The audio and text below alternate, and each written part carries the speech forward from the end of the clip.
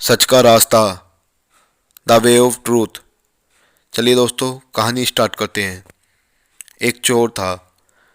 एक दिन उसे एक महात्मा मिले।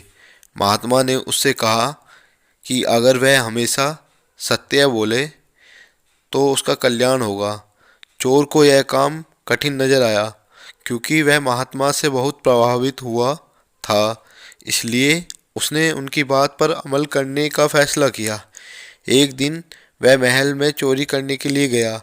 बाहर निकलते ही वह पकड़ा गया और वहाँ के द्वारपाल ने पूछा, तुम इतनी रात में यहाँ क्या कर रहे हो? चोर ने कहा, मैं चोर हूँ और चोरी करके वापस जा रहा हूँ। द्वारपाल को उसकी बात मजाक लगी। वह हंसने लगा। उसने चोर के हाथ में पोटली देखी तो पूछा, इसमें क्या है? चोर बोला, इसमें रानी के गहने हैं। द्वारपाल ने पोटली खोली तो उसमें सचमुच गहने थे। चोर को अगले दिन राजा के सामने पेश किया गया। राजा ने कहा, तुम जानते हो, राजमहल में चोरी के लिए मृत्युदंड भी दिया जा सकता है, फिर भी तुम कह रहे हो कि तुमने चोरी की है। चोर ने कहा, महाराज, मैंने तय कर लिया है कि केवल सत्य ही बोलूँगा, झूठ नहीं बोलूँगा, सच ही बोलूँगा। राजा ने कहा, अगर अभी भी तुम कहो कि तुमने चोरी नहीं की है तो तुम्हें माफ़ किया जा सकता है।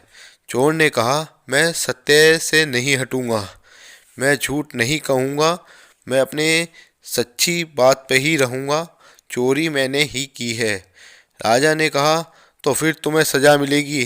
तुम्हारी सज़ा यह है कि तुम आज से हमारे मंत्री रहोगे।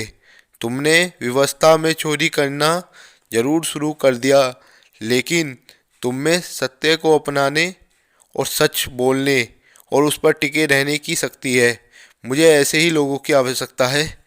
और महात्मा के कथन अनुसार उस चोर का कल्याण हुआ। अगर दोस्तों कहानी आपको अच्छी लगी हो तो इसको लाइक करना, शेयर करना। Thank you.